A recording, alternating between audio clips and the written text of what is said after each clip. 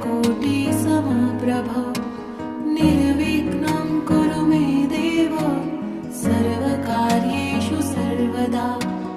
वक्रतुण्ड महाकाय सूर्यकोटिसमप्रभ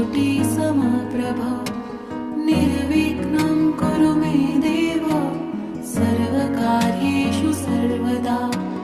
ॐ गणपतये